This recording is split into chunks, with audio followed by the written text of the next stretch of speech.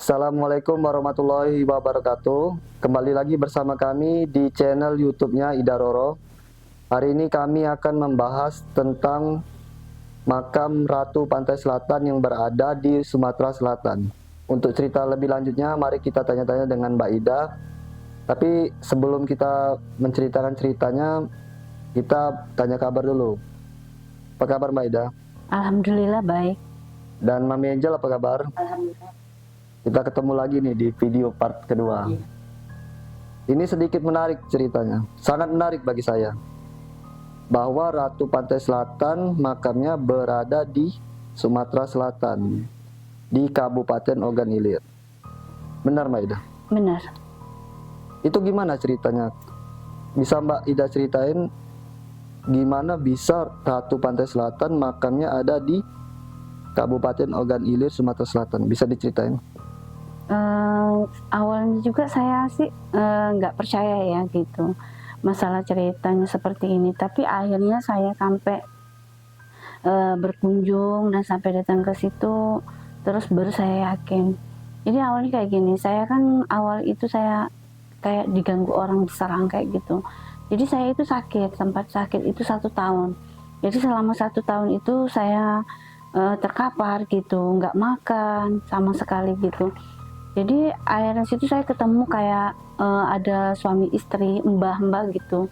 Dia bilang, katanya, "Nak, kamu harus ziarah gitu ke makamnya Putri." Terus saya marah. Saya nggak mungkin saya ke makam Putri yang ngikutin badan saya gitu. Karena setahu saya yang ngikutin badan saya itu hanya Putri Pantai Selatan. Nah, jadi sempat situ saya merontak, gitu, saya nggak percaya. Akhirnya saya ini punya ada kakak. Jadi kakak saya menegaskan saya untuk ke makam Putri. Jadi Putri itu cukup terkenal di desa saya.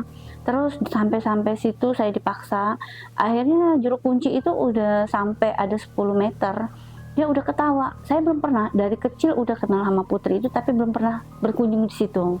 Oh, di Kabupaten Ogan Ilir tuh ada makam Putri yang terkenal. Yang paling ditakutin orang. Bisa disebutin namanya Putri?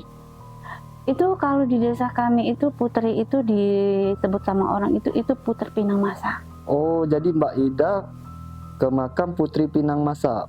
Iya. Jadi saya takut. Jadi saya pada saat itu diajak sama kakak saya, terus sama orang tua saya ke situ. Saya takut, tapi juru kuncinya bapak itu sudah ketawa ngeliatin saya 10 meter dari kejauhan saya. Terus dia menepak bahu saya, katanya saya itu sudah lama ditungguin sama Putri itu. Saya belum tahu siapa Putri itu sebenarnya. Nah, pas saya masuk ke Putri itu, terus saya masuk ke kelambunya itu saya ziarah, saya kirimkan Al-Fatihah. Nah, situs kontak, tangan saya itu dipegang sama Putri itu, saya berlari gitu. Terus saya pegang itu dadanya, itu tanahnya itu saya pegang, jantungnya hidup. Makam itu hidup? Jadi jantungnya itu hidup, bunyinya berdetak-detak jantung itu dek-dek kayak gitu. Terus saya lari. Jadi saya dikejar sama mbah juru kuncinya itu. Katanya, "Kamu kenapa lari?" Saya bilang, "Jantungnya hidup," gitu. Terus dia bilang lagi, "Kamu Putrinya udah senyum, sudah senang kamu datang." Terus mbah itu bilang, "Kamu sebenarnya sudah lama ditungguin sama Putri ini, sekarang sudah waktunya," gitu. Jadi saya diam aja gitu pada saat itu. Terus dia bilang, "Nak," katanya, "kamu ini bisa berkomunikasi," katanya, "kamu ini bisa ngobatin orang," gitu.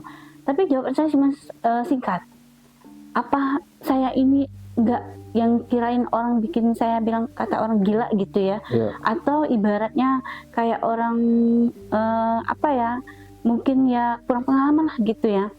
Jadi kata mbah itu, "Enggak, kamu memang diikutin sosok kelebihan gitu, itu bukan dari lahir." Terus saya diam dari situ.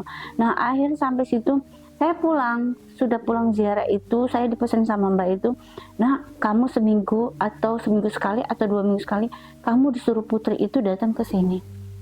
Saya yain aja, tapi pas begitu saya ketemu sama makam itu, saya pulang, tapi bibir saya itu ngomongin Putri itu kayaknya apa ya, bagi saya itu kayak kata orang tuh asing ya.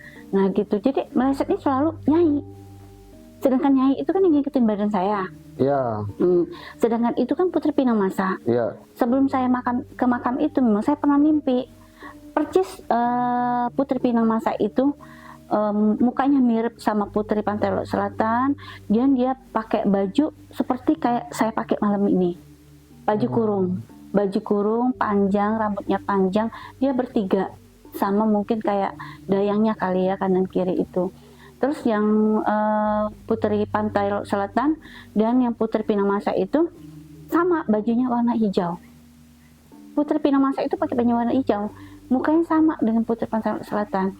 Nah, akhirnya dari situ saya pulang, saya panggil Nyai, terus saya bilang sama diri saya, pokoknya ketiga kali saya ke makam itu ke ziarah, saya pengen harus tahu makam ini ada apa sih sebenarnya, ada hubungan apa dengan Putri Pantai Laut Selatan. ya, Nah, jadi pas sampai dari situ saya pikir sebenarnya saya tuh nggak boleh ngomong kayak gitu, kayak kata orang tuh nantang lah ya gitu. ya, betul. Sedangkan di beberapa kabupaten di daerah OI situ itu paling ditakutin orang itu makam. Ya, memang Ratu Pantai Selatan namanya cukup Iya. bersejarah lah di Itu mungkin ya sangat bersejarah sih. Putri Pantai Laut Selatan mungkin dibagi daerah Jawa gitu yang paling di apa ya, takutin orang. Tapi kalau di Palembang ini, di Sumatera Selatan ini, di OI itu Putri Pinamasa yang disegani orang, ditakutin orang. Ya saya nggak tahu beliau itu siapa, tapi akhirnya saya tahu siapa dia sebenarnya gitu. Nah, jadi bagaimana? Awalnya gitu saya ketemu sama dia. Putri Selatan menyuruh saya untuk menceritakan tentang film Pantai Laut Selatan yang sebenarnya. Terus, saya ketemu sama makam ini, itu sama. Jadi saya berkomunikasi sama makam ini ketiga kalinya. Saya bilang gini, Assalamualaikum gitu, leluhur, dibilang gitu, leluhur apa itu, kubur gitu. Terus saya sebut itu Putri itu, terus saya bilang, kamu ada hubungan apa dengan Putri Pantai Laut Selatan? Mbak Ida berkomunikasi. Iya, saya tanya, dia jawab, makam itu jawab, Nyai itu jawab kayak gini, inilah yang bakal kamu mau ceritakan tentang Putri Pantai Laut Selatan. Nah di situ saya kaget di dalam kelambu itu, kok ceritanya ini dia sudah tahu bahwa saya ini dipilih sama Putri Pantai Laut Selatan menceritakan tentang Pantai Laut Selatan. Kok kenapa bisanya di Putri Pinamasa? Ya. Nah, jadi saya tanya, kamu siapa? Dan ada hubungan apa kamu dengan Putri Selatan? Dia bilang, kamu nggak usah banyak bertanya. Inilah yang bakal kamu ceritakan sampai ke makamnya. Nah, di situ saya pikir, oh, kamu ternyata satu orang. Nah, di situ saya berkomunikasi banyak. Dia menceritakan tentang dirinya, dia menceritakan tentang masa sejarah hidupnya, dia dari mana ke mana, terus. Nah, akhirnya dia bilang, dia itu datangnya ke Sumatera Selatan ini ada orang 5. Orang 5. Dari tanah Jawa. Dari tanah Jawa dia ke Sumatera Selatan, itu ada orang 5. Itu dia sebelum ke OI, dia itu pernah di Kalimusi. Di mana itu? Bertepatannya di Kalimusi, mungkin di sekitar antara Pulau Kemarau sama di antara Musi 2 ya. Oh. Di Jembat Ampera gitu. Jadi dia sejarahnya kalau di Kalimusi itu dia seperti wanita jelek. Nah, wanita jelek itu dianya kayak badannya dihitamin, dia cantik putih gitu. Terus sampai dia dikejar sama beliau gitu, sama raja gitu di Kalimusi di Palembang gitu mungkin. Nah akhirnya dia lari itu, makanya ke desa Tanjung Batu. Kecamatan Tanjung Batu. Kecamatan Tanjung Batu. Dari situ. Nah sampai di situ akhir saya berkomunikasi. Begitu berkomunikasi, setiap saya berkomunikasi kan, saya itu langsung bisa ngelihat. Itu seluruh. Jadi setiap orang bertanya, misalnya gini, orang itu mau meminta tolong gitu, atau dia ngeliat ada masalah gitu. Jadi kalau ada yang ditanya gitu, saya tuh langsung kontak. Oh. Jadi sama kayak Nyai itu ngajak saya cerita tentang kehidupan dia. Jadi saya tuh langsung melihat kayak film tentang sejarah dia itu. Nah, jadi dia meninggal itu sangat muda gitu. Terus dianya itu banyak pengalaman, dia di desa itu banyak kepandaian. Sudah itu juga dia masih muda, meninggalnya juga masih muda, itu pun meninggalnya juga nggak wajar. Kenapa itu meninggalin? Kayak ya namanya dia cantik gitu ya, dia cantik terus dia baik gitu, terus mungkin banyak yang iri gitu ya. Jadi itu memang ada salah satu dari kerajaan apa gimana, aku nggak tahu sih.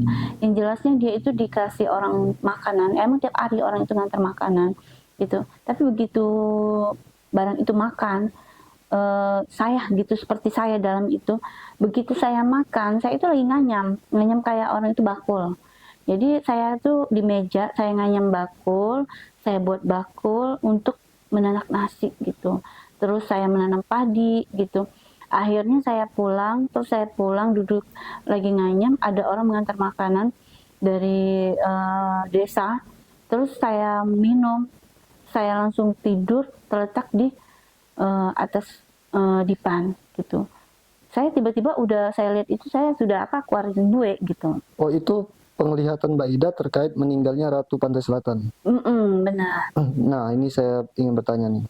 Jadi makam Putri Pinang Masa yang berada di Kecamatan Tanjung Batu, Desa Seroja, itu menurut petunjuk Nyai yang Mbak Ida alami dari cerita tadi, bahwa itu memang benar kuburan Ratu Pantai Selatan.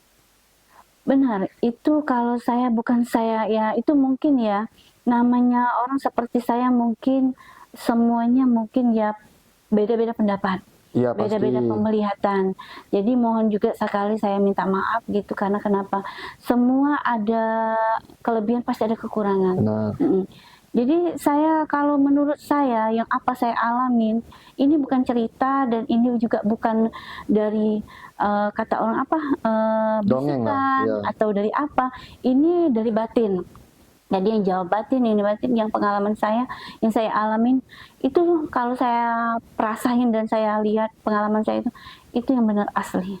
Oke, ini Mami Angel sempat diajak Mbak Ida juga ya, ke ziarah ke makam Benar. Putri Pinang Masa Benar. di Kecamatan Tanjung Batu. Iya benar. Itu berapa jam itu dari Kota Palembang? Mungkin 1,5 jam, 2 jam lah. 2 jam. Jadi di situ ziarah ya kemarin. Zara. Termasuk meminta izin dan doa untuk Meluruskan cerita yang sebenarnya. yang sebenarnya. Dan juga ya kita kan bikin videonya harus izin lah, Harus izin. terkait dengan yang bersangkutan. Benar. Dan sempat juga ini ya ketemu dengan juru kunci ya. Benar, ketemu juga. Dan juru kunci mengakui bahwa Mbak Ida ini mempunyai keahlian, Iya benar. kelebihan. Iya. Dan katanya juga di desa itu banyak yang berobat Benar. Benar Banyak, ya? banyak. Benar sekali. termasuk penyakit apa aja? Iya. Patah kaki, terus ya kan banyak penyakit lah sebenarnya. Gimana cara Mbak Ida ngobatin? Dia itu mau mengobatinya cuman tergantung penyakit seseorang ya. Siri, daun siri itu ya, kebetulan sama amoxicillin dengan minyak itu diramu sama Mbak Ida, itu diramu, mungkin dikunyah dulu, langsung diramu, diolesin, gatel, termasuk keseliu, termasuk stroke,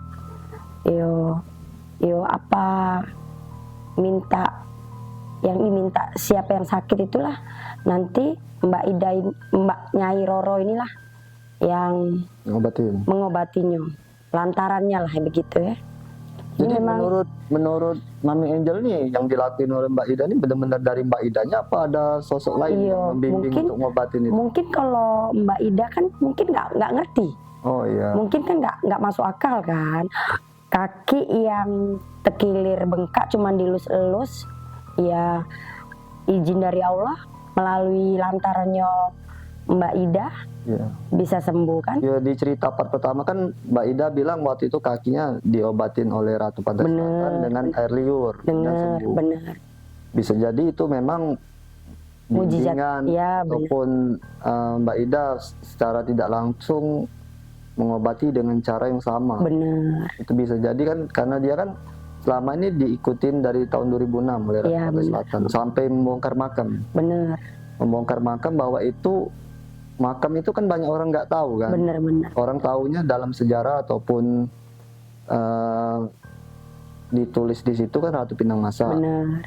Tapi Mbak Ida juga tadi menceritakan pengalamannya dan juga bagaimana prosesnya. Dia yakin itu makam Ratu Pantai Selatan. Bener.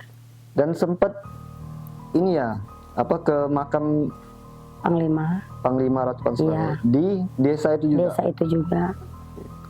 Oke, ini nanya lagi lanjut ke Mbak Ida ya. Iya.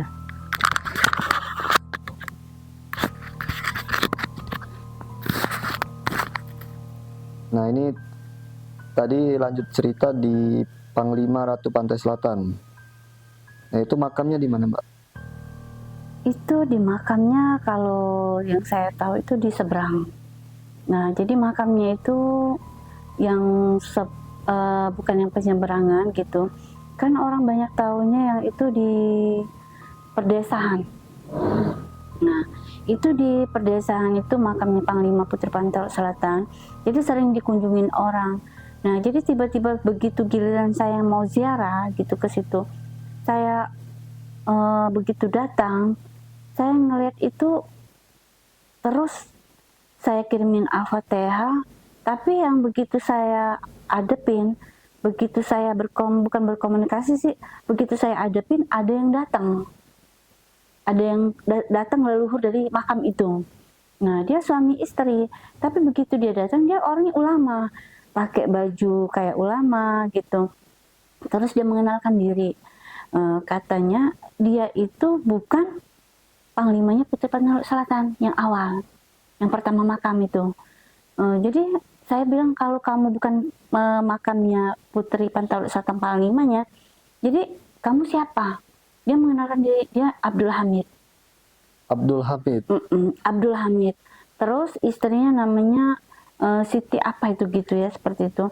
Nah terus saya bilang kalau memang kamu bukan panglimanya Putri Pantai Selatan, dan dia kan nggak ngerti Putri Pantai Selatan itu panglimanya gitu. Kita sebut aja langsung nama aslinya gitu ya.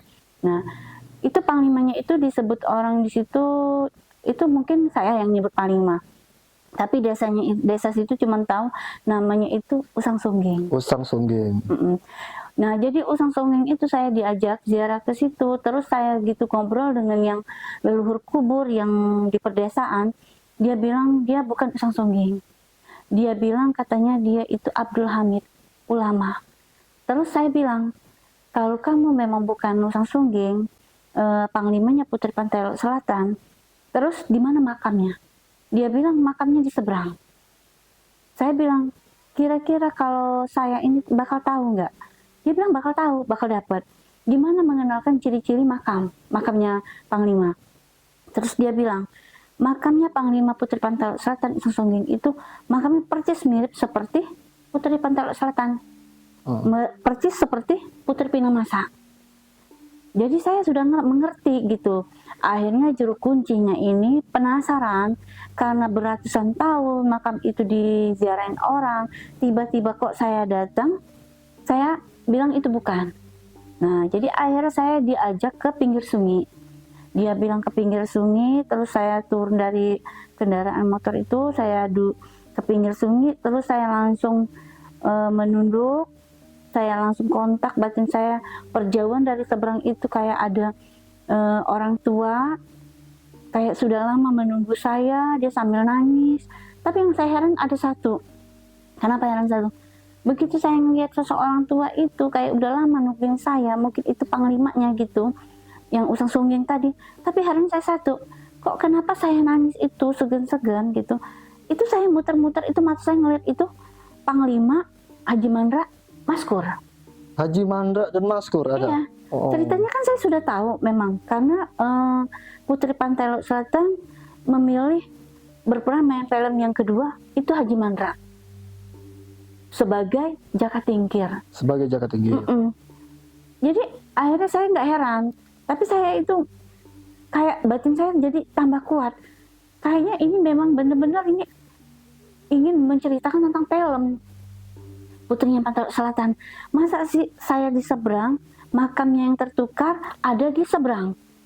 Terus juru kuncinya itu kontak. Begitu saya nangis, saya belum nangis gitu, badannya si juru kunci itu sama anak saya itu ikut kayak orang berturut apa ya, udah lama kayak nggak ketemu, sampai saya pengen meluk gitu, tapi nggak terjadi karena malu ya gitu. Nah akhirnya saya nangis gitu, saya pikir nggak keseberang kan, nggak nyebrang gitu. Akhirnya juru kuncinya ini penasaran dengan kejadian itu. Dia manggil warga lain untuk meminjam perahu. Terus saya diajak ke situ, ke seberang. Akhirnya kami ketemu di seberang itu, ketemulah makam yang memang sudah ditunggu sama beliau. Nah, dari situ saya duduk, saya kirim Al-Fatihah, saya berkomunikasi. Akhirnya saya ajak ngomong, ternyata memang beliau udah lama menunggu saya untuk menceritakan tentang film ini. Jadi saya nggak tahu sejarah apa, mungkin kenapa gitu. Tapi nggak lama dari situ saya melihat sama-sama anak saya sosok putih itu dari atas, luar dari atap itu dari awan, itu ada kayak lebar gitu masuk ke dalam Makam itu. makam itu. Jadi itu saya ngeliat itu beneran. Jadi anak saya itu ngeliat, dia manggil saya manggil dia gitu.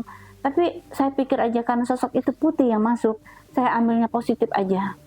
Karena mungkin jalannya semua jalan Allah kan. Nah, air di situ banyak, saya di situ ke sungai.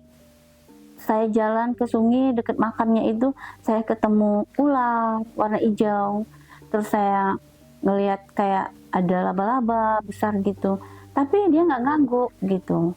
Saya jalan aja gitu. Tapi karena memang mungkin sosok terikut dengan goib ya gitu. Akhirnya saya pulang lagi ke makam itu.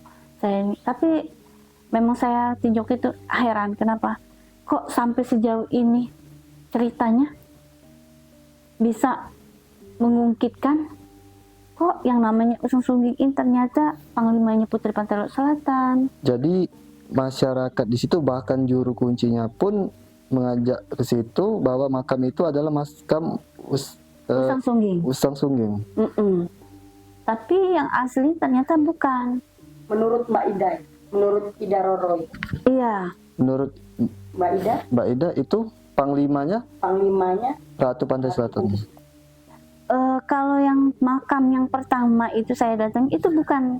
Yang benar itu yang namanya Usang Sungging sama Panglima itu yang di seberang. Oh, yang kita ambil videonya kemarin. Yang ada kita ambil video itu yang asli. Itu diyakini warga makam siapa tuh? Sebelum Mbak Ida Sebelumnya warga, kalau yang panglimanya itu Usang Sungging itu warga belum banyak ada yang tahu. Tapi sudah ada yang sebidangnya tahu, utama mungkin yang pengurusnya. Nah, sesepuh pengurus makam itu. Tapi setelah ini dia merasa memang kayaknya memang benar gitu karena tertukar. Nah, jadi sempat ada juga sih ceritanya gini. Jadi sesepuhnya ini yang mengurus makam di seberang ini, awalnya dia nggak percaya. Karena bukan nggak percaya, mungkin beratusan tahun diziarahi itu yang Usang Sungging itu. Terus begitu tiba saya datang, kok mengatakan itu bukan. Oh, jadi sesepuh warga bahkan semua di daerah di situ makam itu adalah makam Usang Sungging. Pas Mbak Ida datang, Mbak Ida mengungkapkan entah itu pengalaman Mbak Ida, gimana perjalanan Mbak Ida bisa menuju itu, Mbak Ida merasa yakin bahwa itu makam yang tertukar, makam itu adalah makam Panglima Ratu Pantai Selatan. Yang pertamanya ini. Yang kedua. Yang kedua. Benar, satu orang, dialah Usang Sungging, dialah yang Panglima Putri Pantai Selatan. Oh, jadi Usang Sungging itu Panglima Ratu Pantai Selatan. Jadi di Palembang ini dia dikenal orang Usang Sungging. Tapi dia aslinya Panglima Putri Pantai Selatan.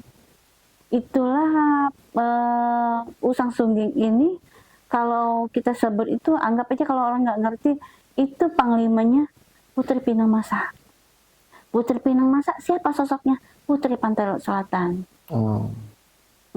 Jadi Putri Pantai Laut Selatan itu sama Putri Pinamasa, juru kuncinya pernah ngomong sama saya gini, karena saya tekan, itu kan ada tembok di belakang tempat Putri Pinamasa. Iya, di Nah, makamnya. berapa ratus tahun yang abad yang lalu ada orang dari Mekah datang. Jadi dia bilang cerita sama saya. Terus karena saya menekani diri dia ada hubungan apa dengan Putri Selatan, Putri Pinamasa, dia bilang gini, nah tembok ini ada namanya. Ditulis sama orang berapa ratus tahun abad yang lalu dari orang Mekah. Putri Nyai Ro Kidul. Karena dia tidak menginginkan orang banyak tahu, itu bukan warga, itu bukan juru kunci, itu bukan yang pengurus makam yang minta ditutup. Dari beliau, dari makam. Minta tutup nama tadi. Nama tadi. Akhirnya dari sosok itu pernah ada orang yang tahu. Kecuali orang yang dari Mekah tadi. Yang menulis namanya tadi. Dari Arab itu. Nah, jadi di situ akhirnya cerita saya itu dengan pengalaman saya akhirnya nembus.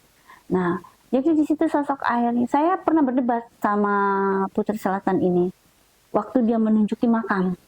Katanya itu dia makam dia. Inilah yang bakal kamu ceritakan di bumi ini gitu. Terus saya bilang, apa yang pengen kamu buktikan? Apa yang kamu bisa buktikan ke saya kalau kamu memang ada makam? Dia langsung bilang kayak gini, di dunia ini tidak ada yang mati meninggalkan jasad, semua meninggalkan jasad. Tidak ada yang mati membawa jasad, semua meninggalkan jasad. Nah, jadi dia sebut nabi, kiai, ulama, wali, yang orang punya berilmu, orang seperti apa gitu, semua mati meninggalkan jasad. Tidak ada yang membawa jasad. Ilmu itu hanya karomah. Dia bilang gitu. Jadi yang berjalan itu karomahnya. Jasad tetap di bumi. Jadi dia langsung bilang saya, nanti kamu juga bakal tahu di mana makamnya Prabu Sriwangi. Itu aja yang dia tinggalin sama saya. Oke, nanti untuk cerita selanjutnya bisa kita ceritain nanti ya, Prabu Siliwangi kan. Iya. Nah, ini kita bahas dulu tentang Ratu Pantai Selatan tadi. Terus yang makam Panglima tadi, ada yang bisa Mbak Ida cerita ini tentang barang ini, Pak? Barang ini awalnya panjang ceritanya gini. Jadi barang itu sekitar tahun 93 atau 92, 93 barang itu. Jadi itu ada sosok goib. Jadi sosok goib itu datang, orang pakaian jubah, laki-laki berjubah, berjenggot. Dia di dapur nenek saya gitu. Kan rumahnya itu rumah kayu, kayak panggung. Nah, jadi di belakang itu jauh dari ruang tamu ke belakang itu jauh, mungkin ada sekitar 10 meter, 12 meter ya. Jadi kakak saya itu dipanggil. Katanya, nak, cung sini katanya. Kamu gedok katanya di bawah ini ada tumbak sama 7 orang. Tumbak sama 7 itu mungkin bahasanya perang keris atau pedang ya gitu. Jadi akhirnya Bisa ditunjukin. Ya bisa diceritain ini, kita cerita dulu ya. Iya, iya. Jadi begitu akhirnya barang ini dibilang kayak gitu, manggillah di dalam rumah itu ada yang dari Lampung, ada yang dari Batu Raja. Terus dari situ dipanggil digedok. Nah, akhirnya digedok, di bawah tanah itu digali gitu, dalamannya semeter 2 kilan. Nah, semeter 2 kilan itu digali, barang itu ternyata ada. Makanya barangnya sosoknya seperti ini. Bisa dilihat ini. Ini ada kaitannya dengan Panglima Ratu Pantai Selatan, Mbak? Kalau menurut saya ada. Bisa soalnya saya nggak pernah sih megang-megang benda. Ini. Oh, ini Jadi bisa ini diangkat. tumbak. itu Jadi tumbak. barang ini tumbak. Ini ada laki-laki, ada perempuan sepasang. Oh, Jadi akhirnya barang ini didapetin sama mereka, terus diambillah satu terpisah, di Lampung satu, di Batu Raja satu, terpisah. Nah, akhirnya nggak tahu kenapa. terus pusaka ini ada kaitan dengan Panglima Ratu Pantai Selatan, Mbak? Ada. Jadi barang ini kayak gini. sudah di tangan saya sudah mungkin kurang lebih 10 tahun ya, barang ini ke saya gitu. Jadi barang ini ternyata mengaku bahwa dia ini punyanya Panglima. Panglima. Nah, jadi dari mana saya tahu barang ini banyak? Ternyata di barang ini sosok ini bukan ini aja, ternyata banyak. Oh, barang ini banyak. Jadi barangnya itu banyak dan masih banyak di tangan orang yang bukan hak gitu, milik gitu ya. Sudah banyak terjadi gitu. Terus ya namanya barang kayak gini kan nggak sembarang orang. Satu, kedua, barang seperti ini ya pasti ada kodam, ada isinya itu pasti ya kodam gitu ya. Nah tergantung, kalau saya sih, saya megangnya ini saya nggak pernah ngapa-ngapain gitu. Paling saya taruh di lemari, saya bungkus. Bisa dilihatin ke kamera Mbak? Dua-duanya. Ini ya. Oh, jadi ini ada kodamnya Mbak Ida? Ada, ini sepasang. Jadi ini ada laki-laki, ada perempuan, kayaknya suami istri. Kalau perempuannya itu dianya pakaiannya kayak orang sholat pakai telkung. Dia gitu kalau dia nampak.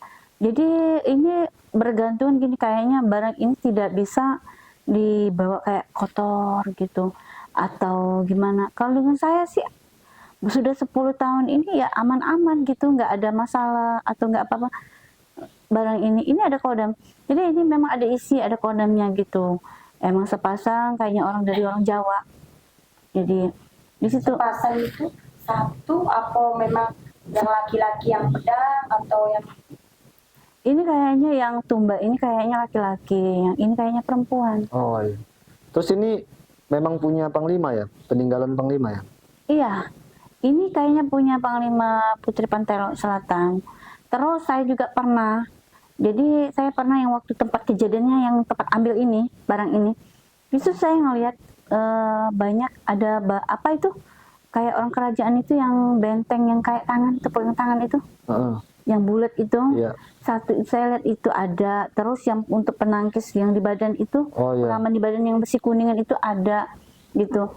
Itu ya secara mata batin ya kita lihat itu. Mungkin kalau ditusuk dicari digali mungkin ada. Sedangkan ini aja barang ini dapatnya di situ. Dapat di situ. Itu pun mungkin karena orang goib yang kasihkan, jadi nyata. Itu nyata ini. Jadi ya karena itu sebenarnya Tapi banyak barang, sorry saya potong, banyak barang peninggalan Panglima di Mbak Ida.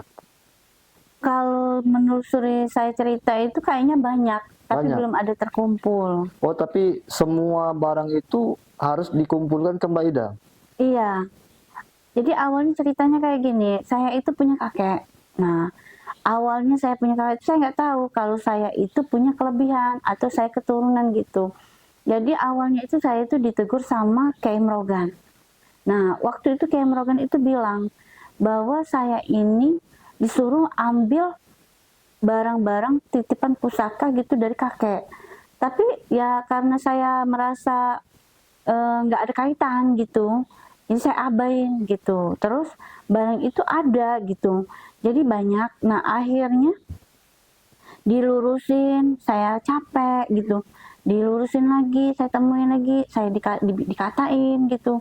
Jadi udah saya capek, jadi saya nggak ngurusin itu lagi. Kalau memang itu hak saya pasti balikan gitu. Nah tapi saya mikir ya itu hak masa. Tapi setelah saya tahu kemarin ada warganya sendiri gitu yang kerasukan gitu. Akhirnya begitu saya datang, dia menyambut kayak udah lama mau kehadiran saya itu. Dia mengaku bahwa dia itu banyak barang-barang pusaka. Oh, barang-barang pusaka itu banyak. Di keluarga ya? Kenapa? Semua barang itu yang harus dikumpulkan di keluarga Mbak Ida? Iya, di keluarga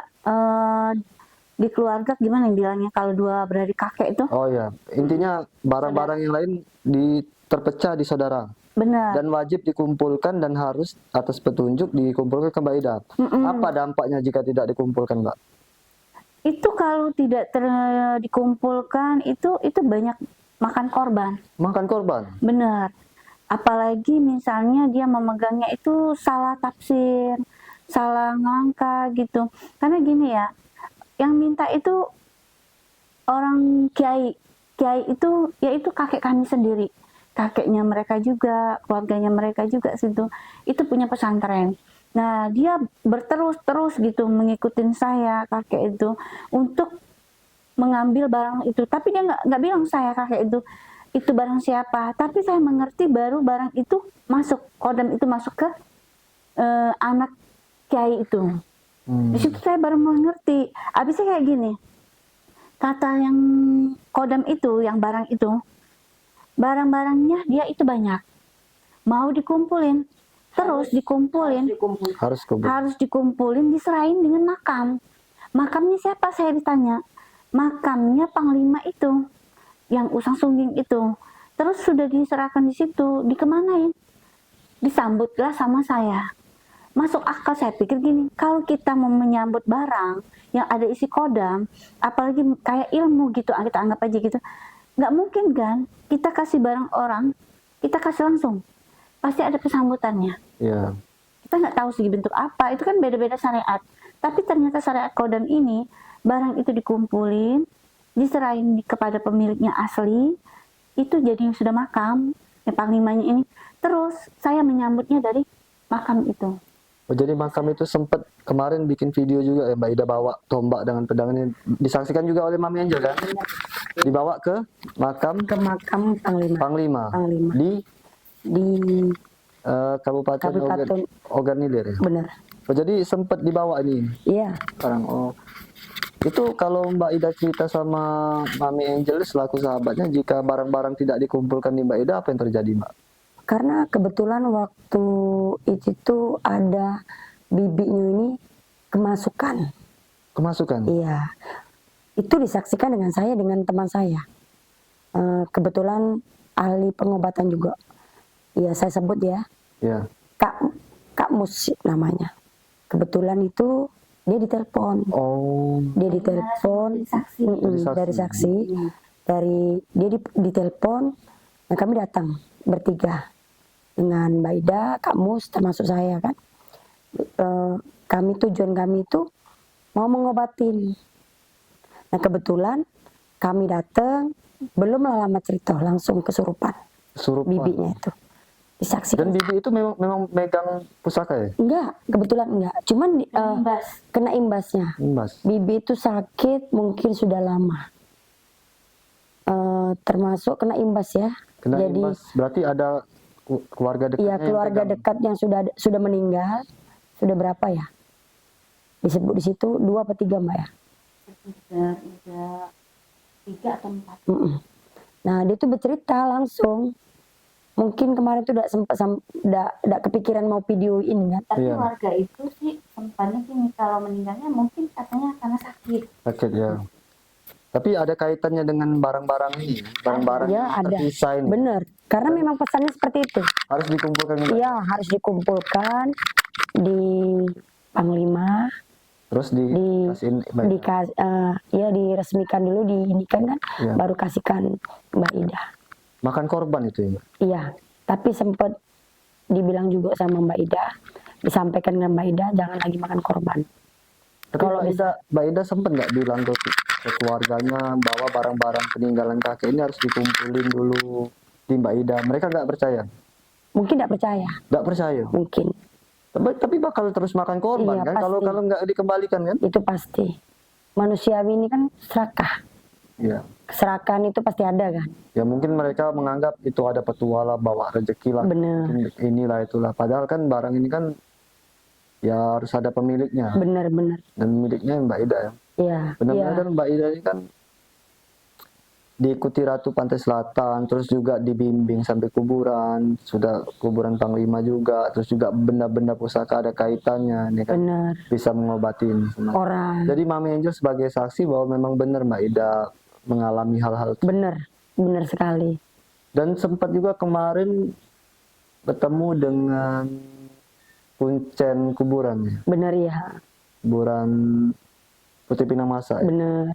Dan dia memang mengakui bahwa Mbak Ida memang bisa mengobatin dan juga bisa, karena memang disitulah juga pernah saya menyaksikan ya langsung ya, masyarakat banyak minta diobatin.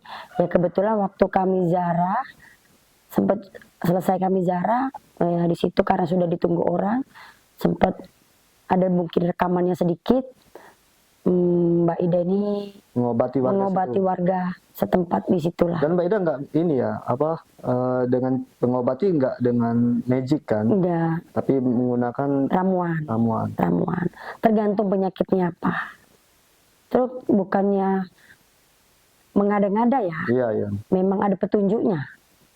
Kita lihat itu ada petunjuk secara logika aja, kalau cuma ngobatin dilus-lus itu udah bakal sembuh ya. Iya benar. Tapi kan memang ada mukjizatnya, terus memang diyakini Iya. lantarannya dari Mbak Ida ya sembuh, mudah-mudahan ya. Nah itu lanjut ke Mbak Ida nih. Sempat Mbak Ida tadi cerita Mbak Ida bertemu dengan sesepuh di desa itu, kemudian memanggil teman-temannya buat apa bahasa kita ya, menginterogasi Mbak Ida. Kok bisa Mbak Ida nih bilang ini makam Panglima, ini makam Putri Binamasa, itu gimana ceritanya tuh? Iya sih, jadi awalnya gitu sudah pada hari itu ini sama dan pada pertepatan hari sama. Malamnya saya itu kayak di apa ya kata orang itu kayak dibohongin ya gitu.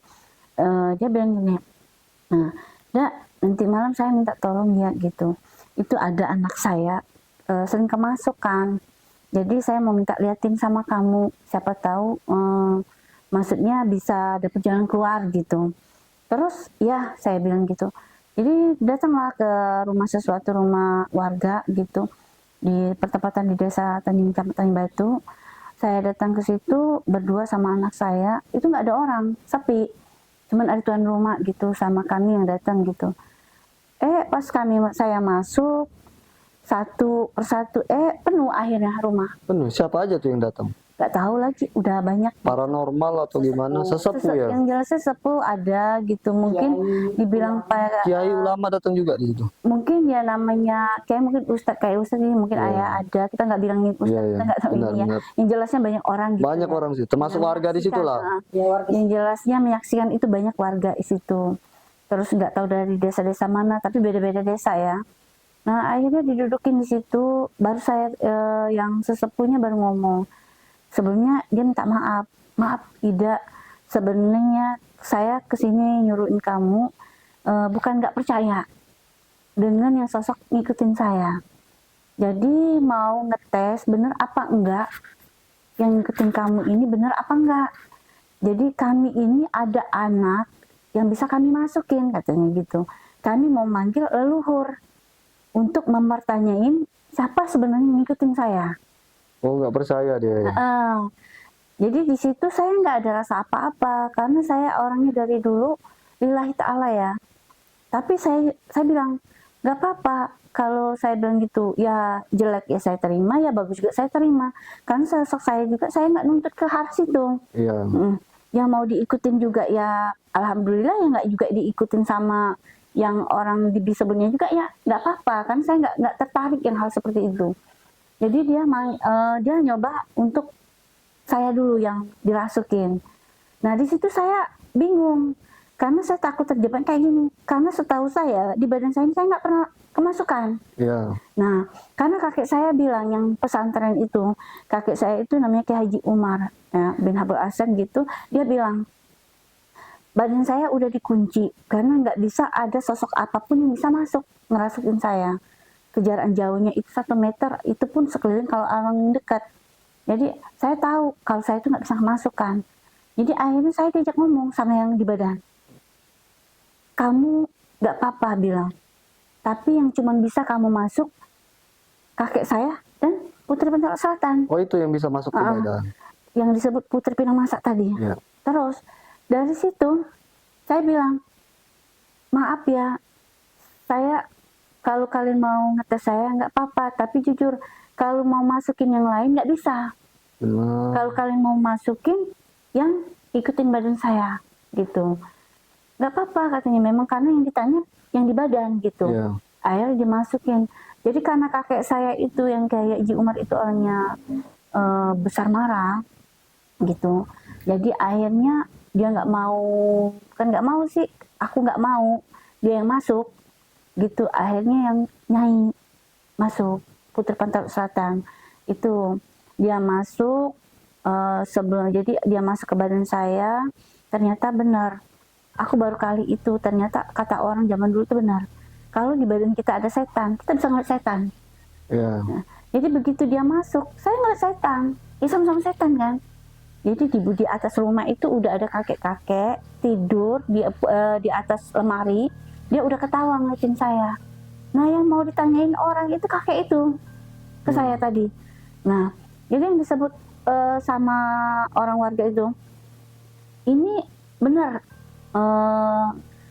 Putri Pinamasa, Putri Selatan.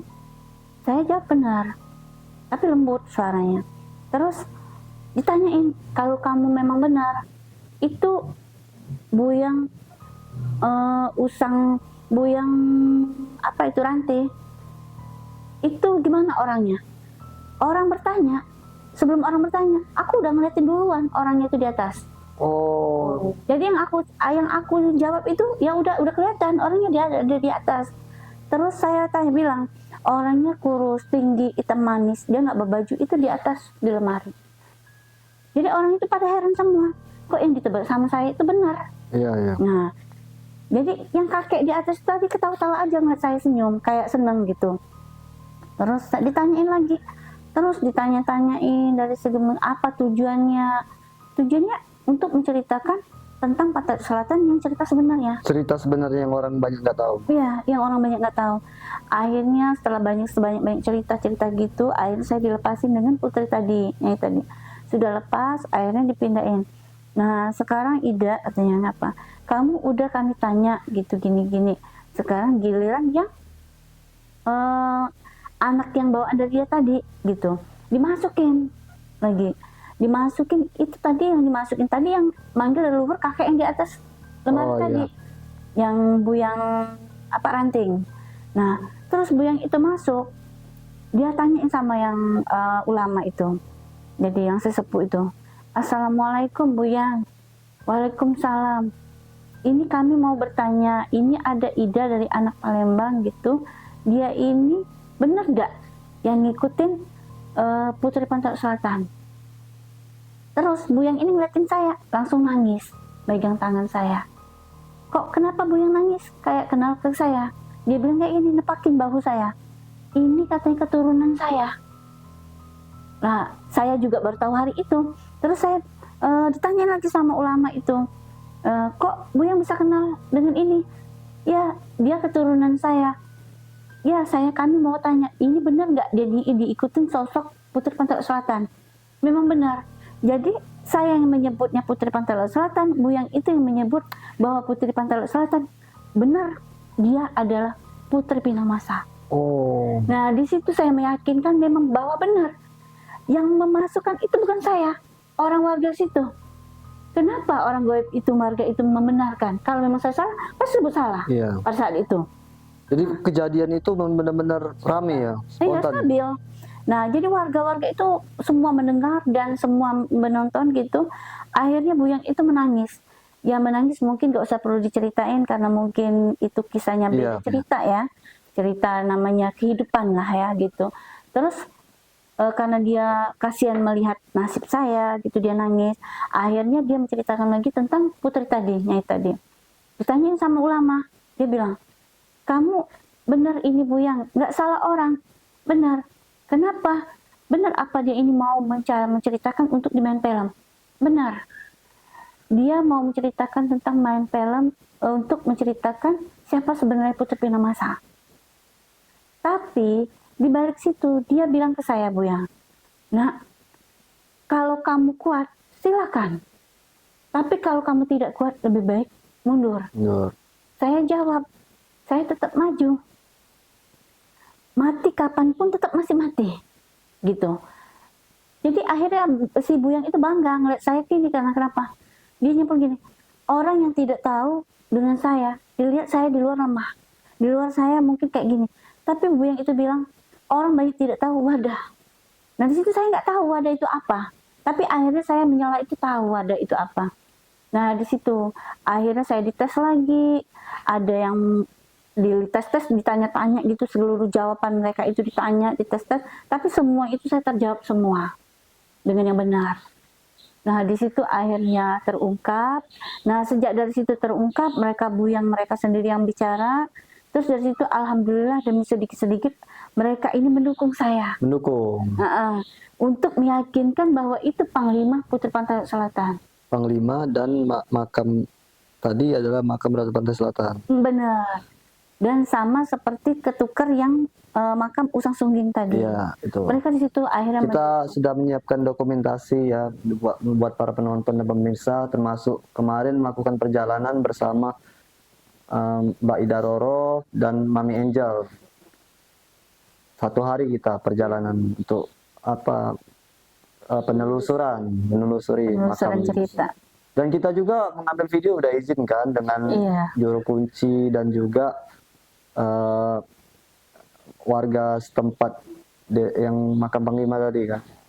Tapi ngomong-ngomong juru kunci Ratu Pinang Mas udah meninggal. Iya, bulan puasa baru. Mungkin gini ya, dari cerita tadi mungkin dia sudah lega bahwa memang Mbak Ida ini bakal menceritakan sebenarnya. Kan sempat tadi ada cerita bertemu kan dengan juru kunci. Mungkin sekarang diteruskan oleh anaknya. Kalau sekarang itu kayaknya belum ada pengganti ya gitu. Tapi semua anaknya juru kunci itu tahu kalau saya berhubungan bapaknya juru kunci itu untuk menceritakan ini tuh. Iya, tadi kita bertemu kemarin sudah juga minta dia sebagai narasumber kan. Ya, mungkin kalau untuk selanjutnya yang mau datang ke tempat makamnya Putri yang ada sesuatu yang ingin bernazar atau berniat itu pengen ziarah gitu, mungkin bisa untuk sementara untuk diganti sama anaknya gitu. Oh, iya. Nah ini ada kaitannya tadi cerita Mbak Ida dengan Haji Mandra nih pas ke makam Panglima melihat Haji Mandra dan siapa tadi? Maskur. Termasuk Mbak Ida ini menceritakan kebenaran makam, sejarah dan juga film menarik nih tentang film ya. Iya. Yang memerankan Ratu Pantai Selatan kalau di film Indonesia ini siapa tuh? Yang sebelumnya Susana yang saya tahu. Susana. Terus Jupe. Itu yang benar itu katanya itu Susana, tapi yang ceritanya itu nggak benar. Oh, ceritanya masih salah. Yang jadi ceritanya Bunda Susana itu dia menceritakan tentang Pantai Selatan, tapi isinya itu Nyai Blorong. Nyai Blorong.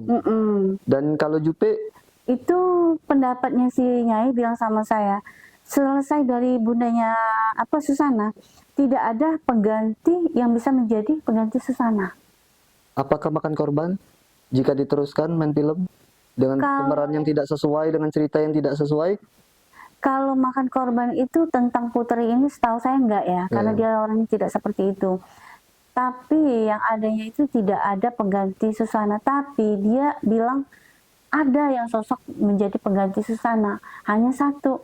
Jadi saya tuh bisa menjawab, kalau nggak Jupe, Dewi Persit. Dewi Persit juga enggak, berarti nggak ada gitu. Dia bilang sampai kapanpun nggak ada orang pengganti Susana. Dia nunjukin itu kecuali kamu. Oh, jadi Mbak Ida harus menggantikan Susana, termasuk gimana alur ceritanya dan pemerannya. Benar. Nah, jadi sejak dari situ saya buka gini. Jadi sejak dari situ saya bukan diikutin sih, saya melihat benaran gitu. Setiap malam Jumat Kliwon di rumah saya itu bau kembang melati, bau kantil. Di teras itu nyanyi ke kamar. Itu saya ngeliat itu sosok bunda datang, Bunda Susana. Nah, itu dia itu mimpi nyata. Oh, itu nyata. Itu nyata. Jadi dia nyatanya kayak gini. Dia nggak tahu ada sesuatu apa ya. Cuma dia bilang kayak gini. Dia bilang kalau Bunda Susana bilang saya itu cantik. Gini, kamu cantik, nanti kamu bakal jadi sukses, kamu bakal jadi orang terkenal gitu. Terus aku bilang, Bunda mau ngapain ngikutin saya? Dia cuma bilang gini, saya satu saat nanti mau minjem raga kamu.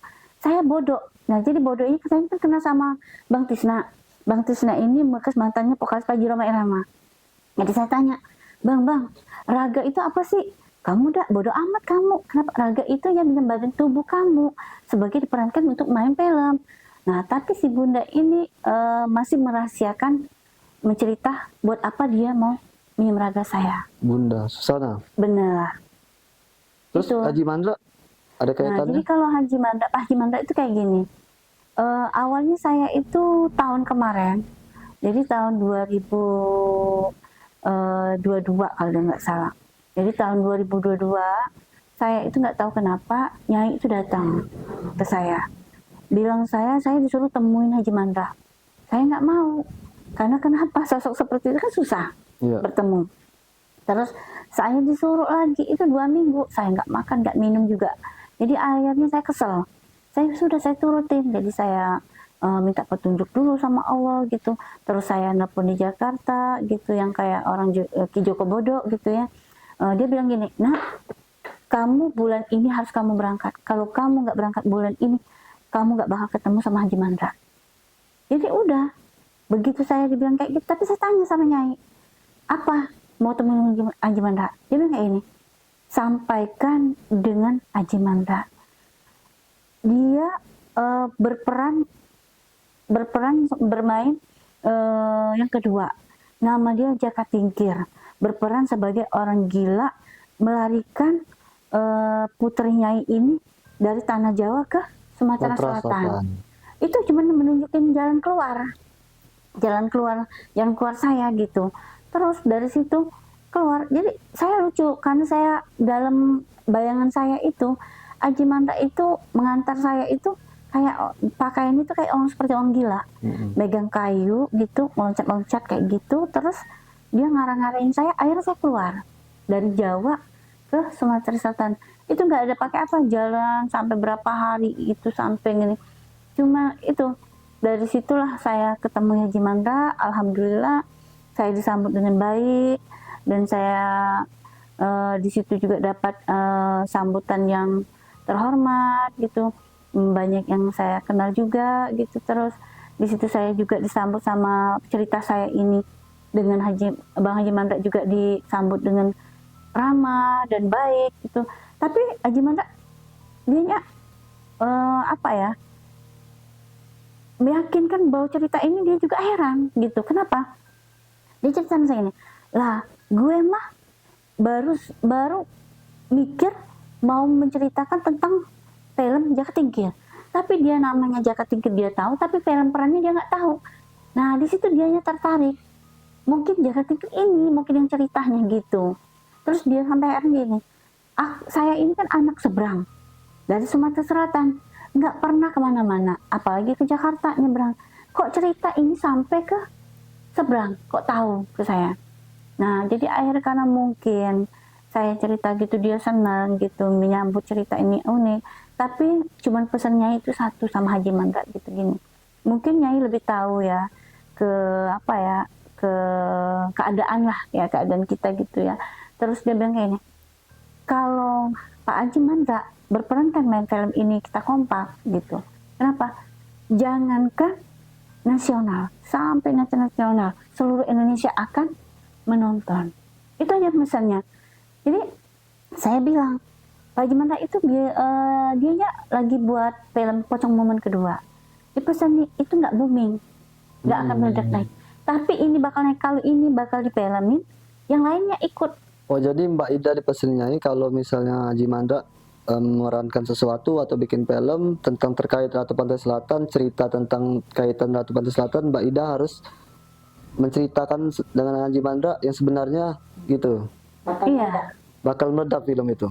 Dan Haji Mandra, pendapat Haji Mandra gimana nih? Mbak Ida kan bilang, aku tahu ceritanya ini sudah diceritain tadi kan, yang Mbak Ida tadi ketemu Haji Mandra. Terus tanggapan Haji Mandra gimana? Tanggapan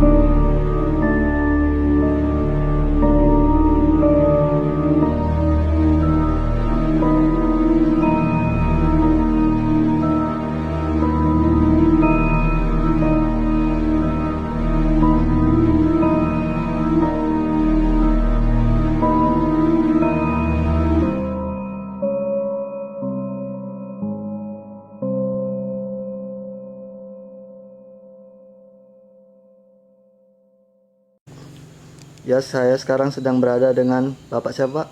Sopri, Bapak Sopri. Pak Fauzi, Fauzi. Bapak Sopri ini sebagai anak dari juru kunci makam Putri Pinang Masak, benar Pak? benar Pak? Ya benar. Sudah berapa lama Pak tinggal di sini atau mengurus? Kalau saya kan baru setelah kita kan melanjutkan dari orang tua saya. Oke. Ini apakah benar saudari Ida Roro ini mempunyai kemampuan untuk mengobati dan berkomunikasi dengan makam ini? Ya benar. Benar, Pak? Benar. Oke.